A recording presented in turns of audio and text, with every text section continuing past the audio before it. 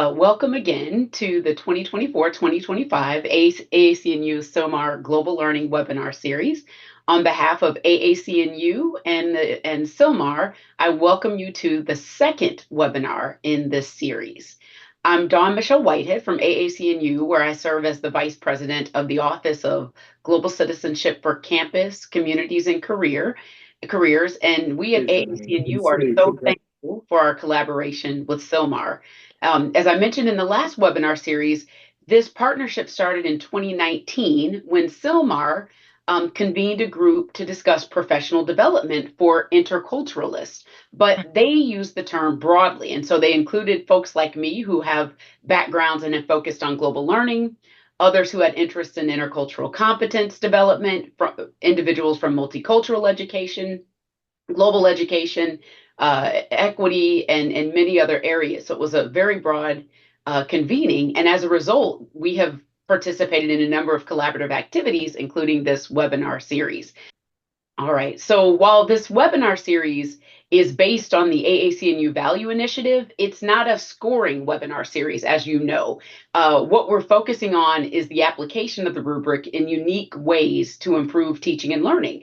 And so, we'll focus primarily on the Intercultural Knowledge and Competence rubric and the Global Learning rubric in this 7-part webinar series that you see displayed on the screen.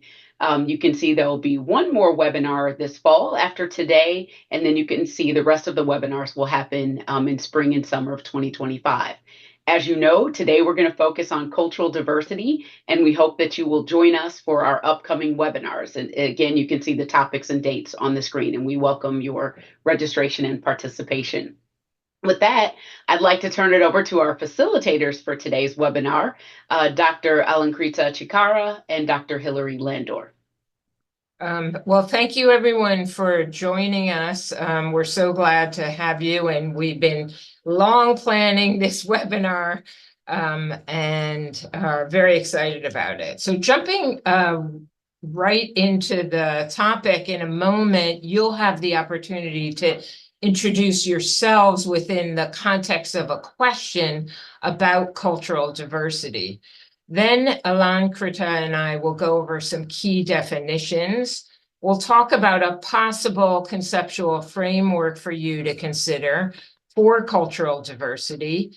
And then we'll turn the discussion over to all of you, and you'll engage in a couple of activities meant to draw out components of appreciation and respect for cultural diversity. And finally, together we'll look at some methods and tools for assessing this construct. I echo Hilary's sentiment. We're very excited to be here and share the curated activities and assessments we've prepared. And I'm also keen that you engage with us.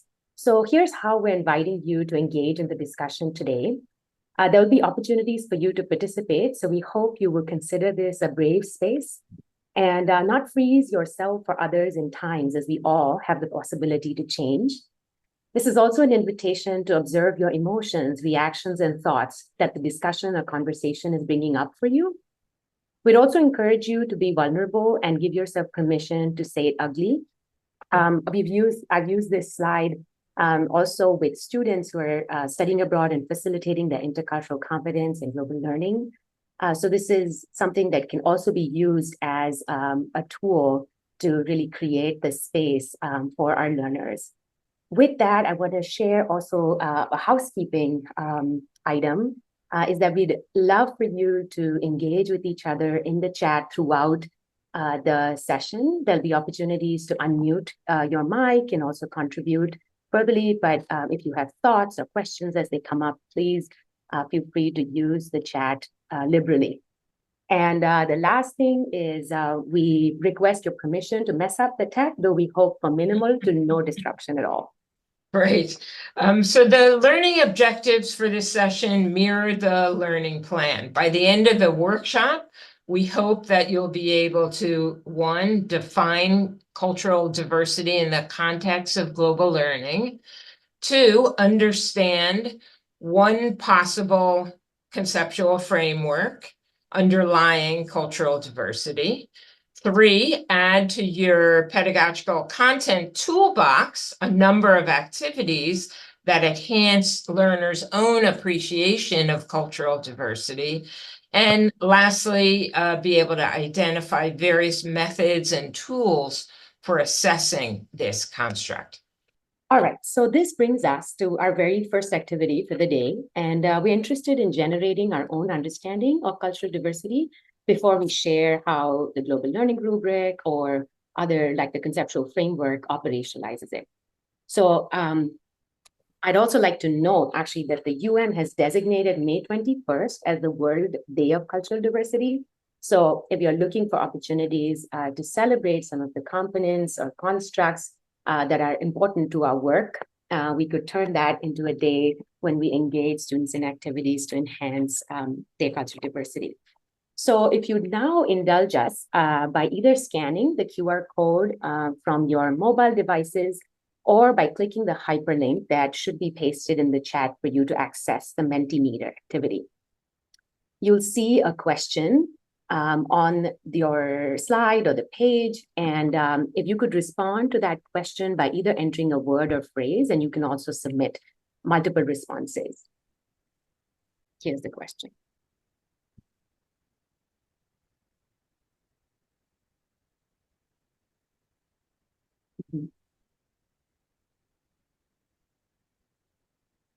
We use a word that other people use, but in the archaic sense of the word, they have it as like a kind of a pattern of behavior, right? Thank you. Wow, we have a lot of responses coming in here. There are some patterns, some similar ideas. Inclusive, inclusion, first different perspectives, richness, identity. I love adventure for cultural diversity. It is an adventure to learn about different perspectives from our own community. Engaging, embracing others, global connections. So some themes around connecting, focusing on community, affirmative action, some advocacy here, justice, as all being part of cultural diversity. Thank you so much. Wow, this is very rich. Mm-hmm. And actually, this is aligning with the definition that we wanted to share with you as well. But I think this is a great start to our conversation and reminds me of one humorous episode where I started learning about cultural diversity. Of course, there's so many instances, but one in particular was when somebody asked me, when my parents were visiting me in the US, how long they were visiting for. And from the culture that I come from, you only know the date your family comes to visit you. There is no expiration, on that. And I learned there are different perspectives around the world with respect to sharing, time and the rules of engagement around privacy, even as it comes to our immediate or nuclear family. All right, I think that's a very exhaustive list. Hilary, do you agree? All absolutely. Right. We'll move on further, and I'm going to actually hand it over back to you. So let's go now to AAC&U's definition of cultural diversity. And I'll just read a piece of it. The ability to recognize the origins and influences of one's own cultural heritage, along with its limitations, in providing all that one needs to know in the world, etc. So we want to start with a clarifying comment here. Words and terms do matter. So as a term, we want to clarify upfront that cultural diversity itself is not a skill or an attitude. It's the presence of different cultural and ethnic groups. And that can apply to a society, a cultural product like artworks in a museum, entertainment on TV, for example, or as for the world as a whole. As a component of global learning, appreciation and respect for cultural diversity, which are attitudes, and the ability to acknowledge cultural diversity, which is a skill, these are part of the elements embedded in the AAC&U definition. And those elements are recognizing the origins, influences, and limitations in your own cultural origins, having the curiosity to learn respectfully about the cultural diversity of other people, being able to cross cultural boundaries to bridge differences and collaboratively reach common goals, and comparatively analyzing how cultures can be marked and assigned a place within power structures. So again, cultural diversity itself isn't these things, but it's the respect, the appreciation, and the skill of being able to put those into effect that is being talked about here. Right. So as neither of us were involved in drafting the rubrics, we decided to discuss some models or theoretical perspectives that we can draw on to further define and conceptualize cultural diversity. So for our purposes, we narrowed them down to perspective consciousness by Hanvey, community cultural wealth by Yoso, and cultural humility by Ferrando. And I'm going to turn it over back to Hilary to take us through the first one. Okay. And now I'm going to age myself. In 1975, almost 50 years ago, a social science educator, Robert Hanvey, wrote an article that became really a landmark study in global education. In the article entitled An Attainable Global Perspective, Hanvey argued that all students can attain a global perspective, and that a global perspective is composed of 5 dimensions, one of which is perspective consciousness. There are 3 parts to perspective consciousness, which to me have always been very clear. They're complex, they're elegantly put together, and they make a lot of sense. The first is it's necessary for a person to recognize that she or he has her own unique perspective. Secondly, there's the understanding that perspective is made up of deep influences that are not apparent, as Hanvey says, that often escape conscious detection. And third, that others have perspectives that are profoundly different from one's own. When we truly can internalize these 3 aspects of perspective, we can work together effectively, we can share our perspectives, we can make new perspectives, and we can solve the most complex problems. So that's perspective consciousness. And if we go to the next slide, we see a graphic representation of what Hanvey was talking about when he referred to the word perspective. There are these 2 layers, the seen layer, composed of opinions, attitudes, and behaviors, and then the unseen or unconscious layer, consisting of our assumptions, our evaluations, our conceptions of time, space, and causality, all of which are colored by our culture. All right, and the second is Yoso's community cultural wealth model. And this really reframes how we think about cultural diversity from a focus on what communities lack to a recognition of what they offer. Especially if we think about the definition of cultural diversity for understanding power structures and hierarchies and how they change how people's experiences are depending on their cultural background.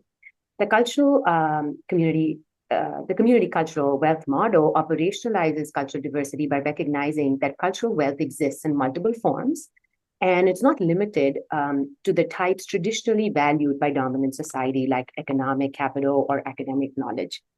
So Yoso identifies 6 forms of cultural capital that communities of color possess and utilize to survive and resist in oppressive environments. These forms of capital are first aspirational. And this refers to the ability to maintain hopes and dreams for the future, even in the face of real and perceived barriers. It also emphasizes resilience and optimism, particularly in educational and career aspirations.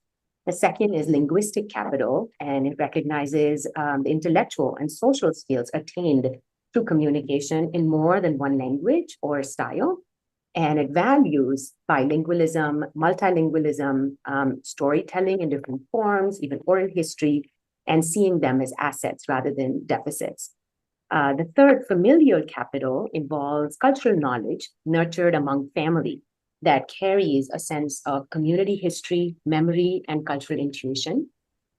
The social aspect refers to the networks of people and community resources that provide both emotional and instrumental support. And it also acknowledges that without social networks and community, it would be difficult to gain access to opportunities and resources. Navigational capital describes the skills of maneuvering through social institutions, particularly those that are not designed with communities of color in mind. And sometimes that require people from these communities to code switch effectively between different spaces. The resistant capital encompasses the knowledge and skills developed through acts of opposition to challenge inequality. And it acknowledges historical and contemporary acts of resistance and resilience against oppression. All right, we move to the third. Yes. So the third in our conceptual framework. So cultural humility, and cultural humility is a really nice complement to community cultural wealth. You have community cultural wealth, which is you're drawing from the strengths. Students and people are drawing from their strengths, and cultural humility is the complement to that. The concept originated in the field of healthcare, not surprising. It was first discussed, I think, in a Sentinel article by Melanie Turvalon and Jan Murray Garcia, who defined cultural humility with the definition you see here. Cultural humility incorporates a lifelong commitment to self-evaluation and critique, to redressing the power imbalances in the physician-patient dynamic. Remember, this was a healthcare article. And to developing mutually beneficial and non-paternalistic partnerships and communities on behalf of individuals and defined populations.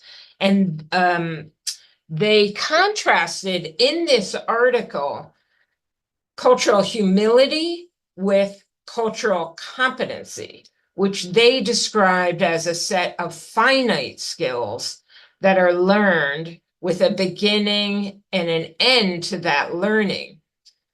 So they argued that cultural competency can be achieved. It's an achievement, it's a competency, whereas cultural humility is an ongoing process. So in a nutshell, they define cultural humility as engagement with lifelong learning, continual self-reflection and self-critique and self-evaluation.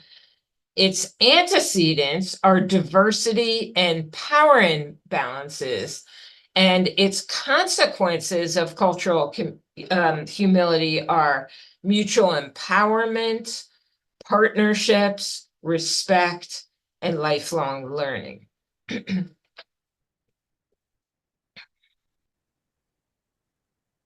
All right, I just want to say that by really highlighting these assets and strengths, these models can inform education activities that are inclusive of different cultural perspectives. And this is going to bring us to the first activity that we were hoping to demonstrate. Directions for this activity. We're going to ask a couple of questions, just a couple of questions. And we'd like you to use the raise the hand icon to answer these questions. And once we call on one of you, if you would unmute and give your response. And of course, there's no right or wrong response here. Very simple. So use the raise the hand function to respond, unmute when you're called on to give your response. Okay. So if you would take a moment to look at this picture. What's happening in this picture? Please, any answer, any response here? What's happening in this picture? I believe what I see is someone who may be ill and someone is visiting them in hopes of wishing them well. Okay. Okay, we have one response that a viewpoint that there's someone ill in bed and someone attending to that person. What more can we find here?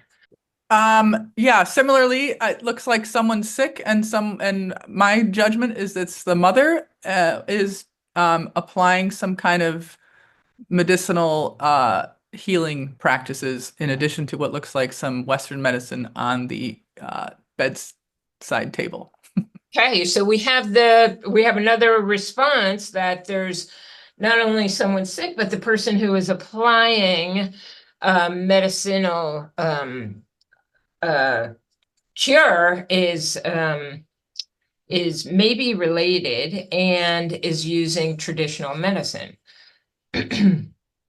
Yes, hi. What I can see here is a bit of syncretism, religious syncretism, combining the traditional, as other people have said, the traditional medicine and Western medicine. I can actually recognize several elements. Okay. So what do you see that makes you say that there's traditional medicine here? Traditional medicine would be what you see on the side table.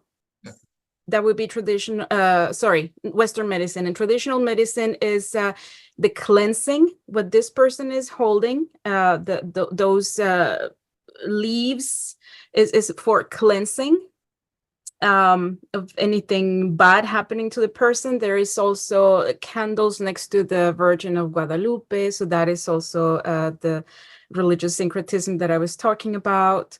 There is the Christianity together with traditional elements. Thank you. So we have another viewpoint here where we're seeing traditional medicine elements combined with Christian medicine. Christian elements combined with modern Western medicinal elements. What more can we find here?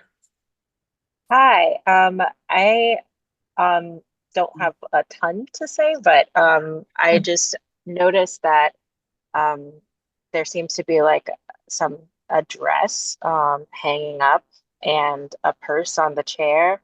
And that to me, it could be illness, but it also seems like it could be like a doctor appointment, like an appointment that someone is going to, instead of like that they're sick in bed, and not like that could be the clothes that this person came in. I don't know. Okay, so we have a little bit in contrast to the in someone's room with relatives here, the viewpoint that this might be a doctor's office, and the evidence here is the dress on the side of the wall. What more can we find? What the previous speaker mentioned is evident. I think, for one, this individual probably is self-employed, and this is something that they were in the process of making. And secondly, I see what I can guess are family images around, and somebody who's very unhappy that maybe this is a parent or relative. They want to play, but they're not getting the attention. Mm-hmm. Mm-hmm. So, okay. So building on the last comment, we have the opinion that this is one of the people in the room is self-employed. And that's in the evidence there is a sewing machine and the dress that's being made. And furthermore, that there's some discontent that's noticeable in the room. What more can we find? Okay, I just noticed kind of in the forefront what looks like aromatherapy.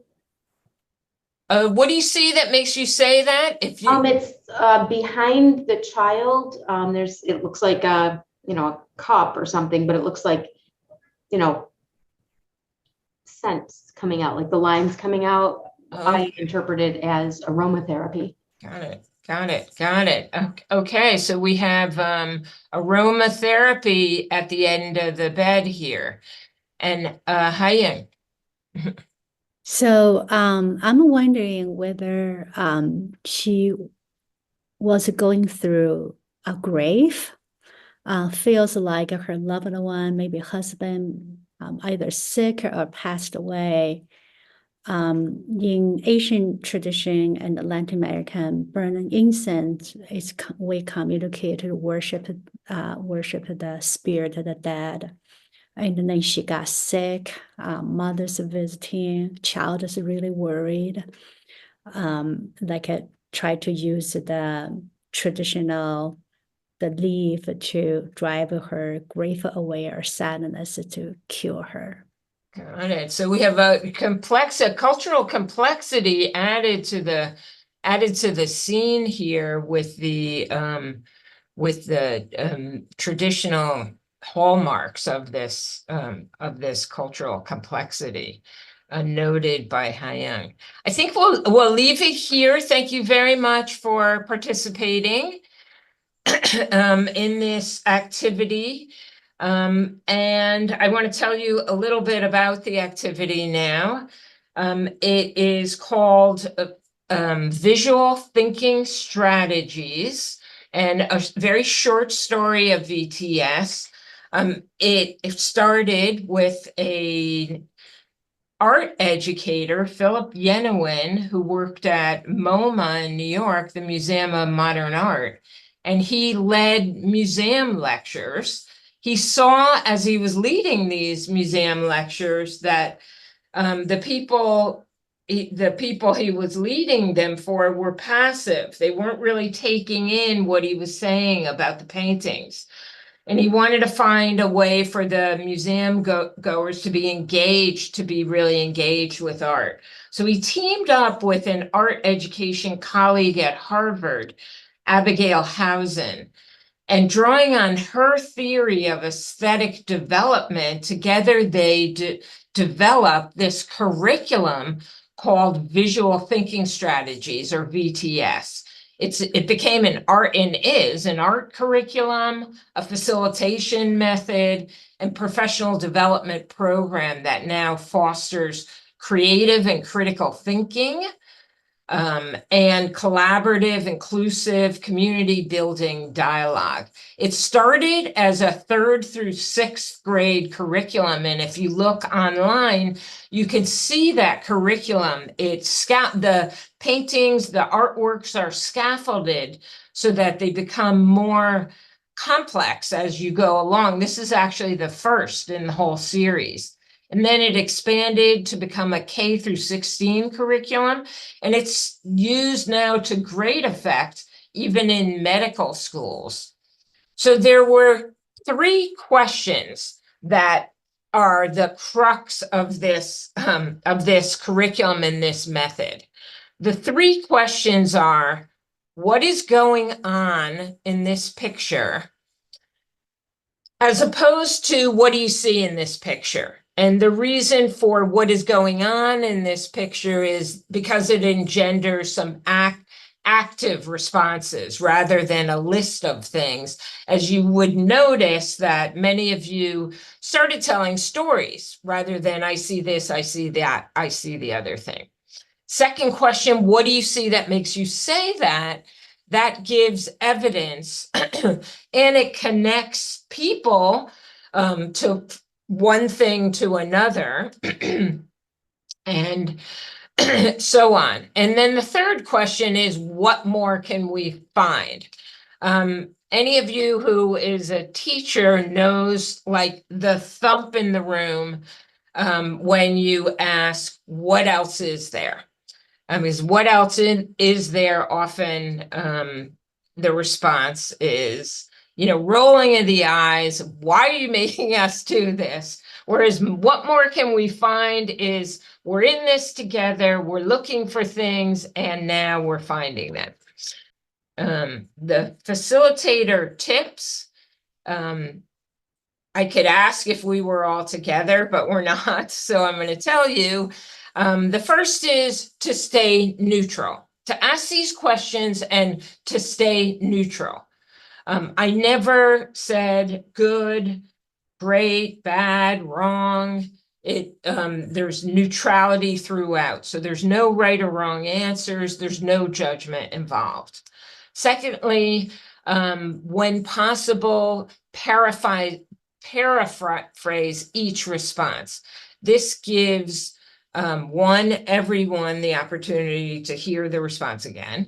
And secondly, it gives recognition to the respondent that you're listening and you're taking in what they're saying.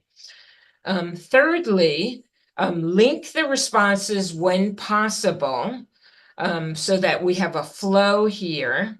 And then fourthly, and we couldn't do this because we're online, point at the area being discussed. Not only does that again give respect to the respondents, but it draws everyone's attention to the same thing. So to me, this is an amazingly powerful starter to a unit of any kind on an issue of any kind. And if you're interested, please go to their website, www.vtshome.org. So this image here might be familiar to you. It's very, very popular when talking about culture, and it's a metaphor of culture, right? And essentially displays the difference between surface culture, which includes visible aspects of culture, that include like the way we dress, the way we communicate, the kind of clothing that people wear. And then there is the deep culture, which is the unseen or intangible aspects of a culture, which include the values and attitudes that are informed by our cultural backgrounds, that really takes some understanding of ourselves as a cultural being. So we're going to do an activity, and this is something that can be done right with students by adapting it. And I'll be sharing some tips on how to utilize it in learning contexts. But this helps in exploring aspects of our hidden culture and also helps in developing curiosity for cultural differences, which is, again, an important aspect of cultural diversity. And if you're in the field of international ed or study abroad, you possibly used a variation of it. The activity has two parts, one that is reflection-based and another one that's discussion-based. And for this activity, we'll be using a handout and map your cultural orientation by placing an X at the spot on the dotted line in the handout that most accurately reflects your values pertaining to the first continuum. So now we're not going to be filling out the entire handout. We're just going to be choosing the first continuum, which is monochronic and polychronic time. Look at the handout and identify where we fall on the continuum. So if we consider the left end of the continuum, where my cursor is now 1, and the end of the continuum close to polychronic as 10. Okay, I hope everybody's had a chance to read the direction and also place themselves on the continuum. We give it maybe 30 more seconds. And then Dan, if you can put everybody in breakout rooms. And before everybody goes, I'm going to paste the questions in the chat. Other salient themes that came out in the discussion about. Go ahead, Tessa. Say that in our group, I don't want to speak for the group, but I'll speak for myself. But what I kind of took away from it was that in U.S. context, our whole concept, everyone is here. So it's quite complex. So it becomes really important to be aware of where you are, but also aware of the other orientations and how it impacts others. But this helps me to be aware of where I am and how I might create space for engagement or detract from that as well. So I thought it was a good exercise and very useful for leaders and groups. Thank you for sharing that. Yes, I once interviewed a group of engineering students, and as it was a diverse group, a lot of their responses were focused on how they kept deferring to the US time zones because predominantly, that's what they assumed they had to. And so the other students sometimes had to meet in the middle of the night, and there wasn't accommodation made, for their time. So this is an interesting conversation around how to be inclusive when we're thinking about time. We have two hands raised here. Mary, please go ahead. I'm going to go to the other side and maybe say some things that our group found a little bit challenging about this activity. Is that on the one hand, the options that it's given us, it doesn't invite necessarily unpacking this tension between a mono-dimensional concept of culture and recognizing that if we're going back and forth, for example, between the US and say Morocco, like there are multiple ethnic groups, there are multiple dimensions of cultural identity that can take shape. And so wanting a space inside this conversation to kind of unpack the complexity and nuances of culture, and that our sense of identity, how we may show up in context, can vary significantly, again, as other people have said, depending upon who's in the room, what the purpose is, all these other factors. And so that was one thing that I think came up in our conversation, is that we were wrestling with the activity in that respect. Mm-hmm. Thank you. And I don't want to jump too far ahead into assessments, but I think you raise a great point here, especially when we think of it from a teacher's point of view or an educator's point of view, when really assigning such an activity for our students is thinking about where they may be in terms of their level of understanding of cultural diversity. And so maybe for some of our advanced students, this, problematizing this concept can be easier, and we can challenge them to think of various perspectives, while others may be at just the nascent stage of beginning to grapple with this. And so I think wrestling with these ideas also depends on one's familiarity and comfort level, with the ideas. We have another hand raised here. Yes, thank you. So in our group, we found that we were on different places on the spectrum, but what we recognize is that the stress level, the mental load is high at both ends of the spectrum. So for the monochronic oriented, this need to be on time and not miss anything really creates a high level of stress. But also if you struggle to be on time, you're always very stressed. So recognizing that we share the same kind of emotion, although what is visible are different outcomes. And also, I like to add, if you come, like my case, from a culture that is stereotypically polychronic, I feel the pressure to show that I am always on time. So that adds to the mental load. That's such a great point, because there can be a lot of stereotyping when it comes to people assuming, which cultural background we're from. And because for the sake of time, I am going to wrap up the discussion here, but thank you for that segue, because we wanted to actually talk about briefly about the Topoi model that is in direct contrast maybe, and looks at like the Hofstede's country dimensions, or these ways of understanding culture as monolithic and, just one size fit all, to really understanding this multiplicity, or multidimensionality or intersectionality of cultural backgrounds and our histories and contemporary contexts, as the definition also states. So I think to really assign such an activity with that caveat in mind is important, and to share, with students as well, that while it may be helpful to think about things in the binary ways, we can actually, fall into this trap of really stereotyping and, not focusing on context or looking at the really rich, maybe hybridity or multidimensionality of people's cultural backgrounds. So I want to thank you all, for contributing to the rich discussion. And there's a comment here, creating an inclusive environment really involves discussion around cultural orientations. So those, 3 or 4 discussion questions can be like the starting point to engage.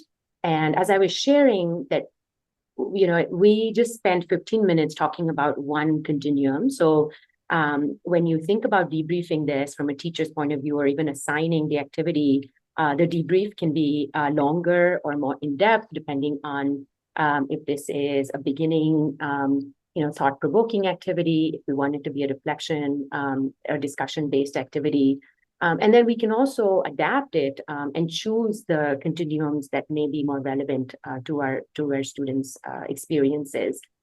And that variation, as everybody has noted, this activity, helps learners to see that the variation in different cultural values from their own is key to a rich discussion to ensue, especially, and it's especially effective when the learning community is diverse, as we are here today, right?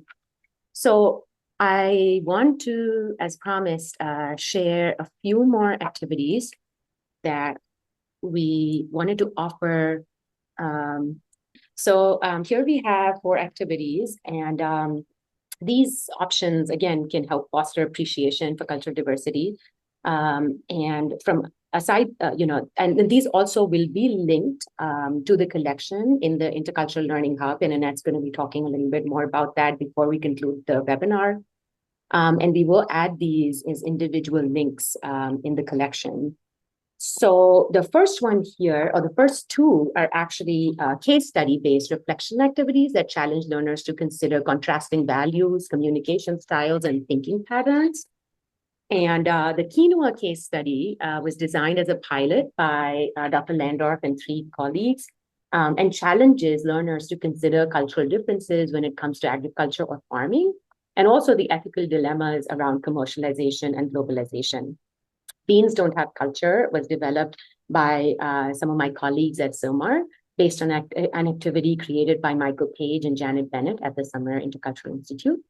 And it offers a range of possible perspectives that can be brought to bear on the work of humanitarian aid and international development, and also recognizes the variety of factors that can influence one's intercultural experience. The danger of a single story is actually a discussion-based activity, and it's based on the popular TED Talk by Chimamanda Adichie, and helps learners understand the challenges of singular narratives in perpetuating stereotypes and biases. And it also helps get beyond essentialized or dominant perspectives or ways of storytelling, like we were saying, from the community cultural wealth model, looking at oral history or storytelling in non-linear ways, circular ways, as other cultural, that make actually our backgrounds significant to the way we experience life, how we see ourselves as a cultural being. And lastly, the I Am Poems activity helps learners reflect on themselves as cultural beings and also compare and contrast cultural influences in their lives. So all the activities also support the development of other intercultural and global learning goals. So this is, of course, the first webinar on one of the dimensions of global learning, but these activities also help focus on listening or empathy or understanding different worldviews, and also developing intercultural openness. So all the activities we have provided do have the advantage of being done either virtually or in person. And the last 2, the danger of single story and I Am Poems, I would say could be considered more basic and introductory, while the case studies may be used for more advanced learners or could be adapted for beginners as well. Okay, great. The A word, assessment. So I would say every time we walk into a classroom or enter a Zoom room to facilitate a workshop or give a class, we're assessing.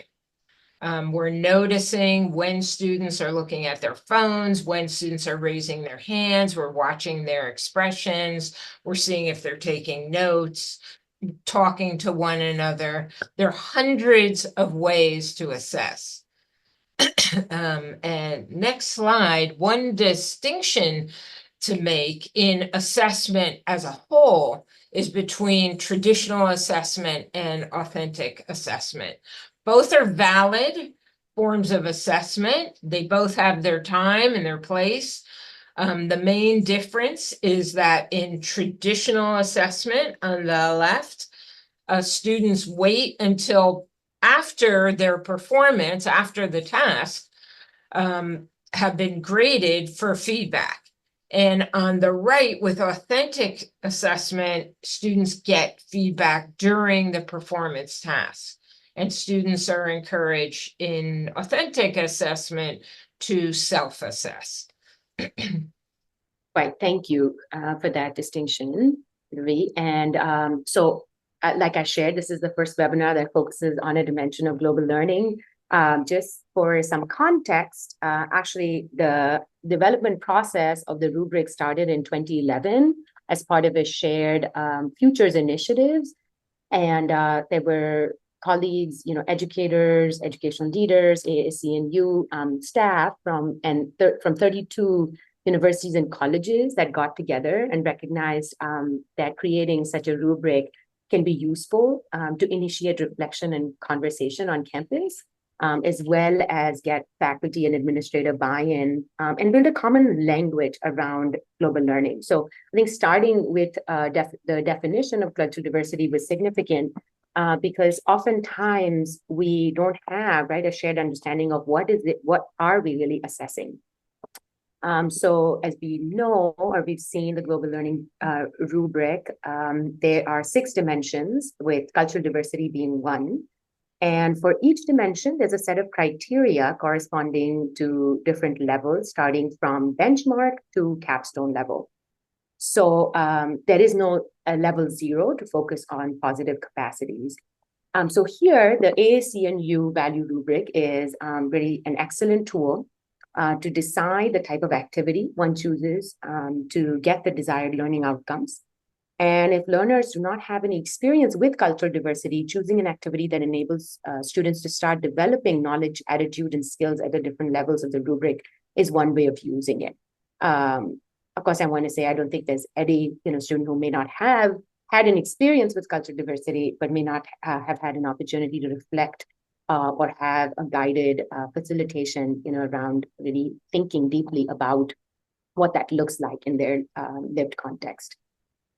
So then, there's always, of course, a typical way of using a rubric to evaluate student learning artifacts. And there's a great video on the CILMAR YouTube page that actually goes into how one can code using the value rubrics to assess student learning artifacts and differentiates between the emerging or descriptive type of coding and then the more prescriptive or predetermined. And in this case, if we were using the latter, we would be focusing on the components of understanding multiple worldviews or experiences and power structures, and also what is the type of engagement or interaction with other cultures, right? So does it start with a one-dimensional perspective, or moves beyond and really addressing or advocating for global problems?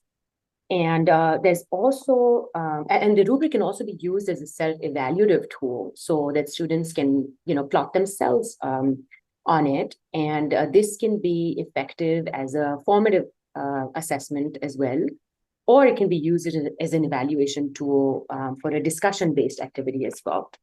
As Hilary was saying, when we are observing students really using the rubric to help guide, their own reflection. Here, we have a pretty exhaustive list of activities that can be used with the AAC&U value rubric. So if you want to be creative, and move beyond the more traditional types of assessments that are used to more, the innovative and experiential. The music composition here, I have a friend who's actually studying and doing her PhD in music theory for peace building, and has to include a composition as part of her dissertation. I thought such a great way of demonstrating cultural diversity and hierarchies through music. So this can be helpful, especially if we're trying to really offer multidisciplinary assessments as well. So you can increase your repertoire with this list of activities. Right, thank you. So the Global Perspective Inventory, it's been around for a long time, and at my university, Florida International University, you probably know we've had a 2-course global learning graduation requirement since 2010. And we've used the Global Perspective Inventory as the university-wide assessment instrument to measure on the whole students' growth in our 3 graduation level outcomes, which are on the left: global awareness, global perspective, and global engagement. We chose the GPI because of the match that experts that we gave the GPI to saw between the domains of the GPI, cognitive, intrapersonal, and interpersonal, and our graduation level outcomes: global awareness, global perspective, and global engagement. And the reason we're mentioning the GPI in this workshop is that one of the underlying theories is cultural development, also known as intercultural maturity. This theory is based on the work of Robert Keegan, who came up with these 3 major domains of human development, and then King and Magolda refined these domains in describing students' sociocultural development during their college years. And that's what the Global Perspective Inventory is targeting: students' holistic development during their college years. You can see a snippet of the GPI survey itself. There are several versions. The version we use at my university is composed of 48 items, to which respondents reply on a 5-point Likert scale. And then there are 8 demographic items and 12 questions asking about the number of semesters students have participated in co-curricular activities. And on the left, you see the theories here: cultural development and intercultural communication, and the domains or the scales within the domains that target cultural development. And then on the right are the statements themselves that refer to the cultural development scales. The GPI was developed by Larry Braskamp at Central College in Iowa, and it's now hosted at Iowa State University. For more information about this self-assessment instrument, you can go to their website. Excellent. And then we have another option beyond the AAC&U value rubric as well, which is the Attitude, Skills, and Knowledge Global Learning Short Skills. And this was actually adapted from the AAC&U value rubrics by taking statements from the benchmark and capstone levels and create statements for students to self-reflect and self-evaluate. So this is a self-evaluation tool. And self-report. So the construct keys includes other GL dimensions as well. So 5 and 6 here correspond to cultural diversity. And this is also an open access tool, so you don't have to pay to use it. And it's already been embedded into Qualtrics in order survey form. So it's a matter of really just embedding that into your learning platform. And it can, again, be used as a formative assessment tool to encourage reflection on the part of the learners. Just one caveat is that the AAC&U is not yet validated. So I think using it in, supplementing it with the AAC&U rubric perhaps, or another, tool can be effective. There's also the, I think the AAC&U actually includes the qualitative component as well with the survey. So as students are self-reporting, they also respond to certain questions to provide more explication, of their experiences or ideas. And lastly, we wanted to share some useful tips, to follow when choosing assignments to evaluate student learning. And this may be a refresher, or sometimes, when we are choosing a tool, this can be a helpful list to go by. And I do want to credit the special issue on diversity and democracy that was put out by AAC&U that highlights these. So if anybody is interested, you can read, the different articles in the special issue as well. So the first one here, self-reports, as we know, are relatively inexpensive and efficient, and can provide insights into learners' understandings of the learning process and can be used in combination with direct evidence. But they're also known to be inaccurate measures of learning and can be susceptible to students overestimating their knowledge and skills. In contrast, essays, reports, and presentations can provide authentic evidence of knowledge. So thinking about how to use them maybe as combination or as a formative assessment is an effective way to incorporate self-report, and also thinking about finances and resources when it comes to assigning assessments. That brings us to the second point, which is assessments can be expensive and require staff and management systems. So it's important to consider that they are practical and meaningful. Also, how can assessments really support multiple levels of analysis? And this is really useful when we're thinking about finding consistency or meeting individual student outcomes in alignment with curriculum goals, institutional goals, and cross-institutional comparison. So for an institution like FIU, where they've already created a very structured global learning, university-wide goal, every student outcome or every curricular tool and pedagogy utilized can really align with the same ideals. And the fourth is really incorporating inclusive voices and perspectives, and from a broad range of stakeholders representing departmental, disciplinary diversity to weigh on assessment goals, and also have them be theoretically grounded. So to ensure that it really is mobilizing theory as well.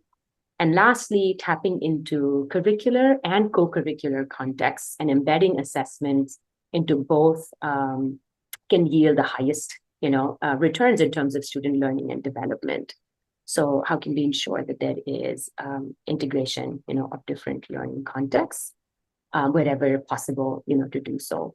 So that brings us to the end of our presentation. And just in closing, circling back to our learning plan, I hope that the definition and conceptualization of cultural diversity has offered some food for thought and different perspectives, and the activities. And I've already seen one comment, that's really adding to how utilizing to activities and providing those caveats is important.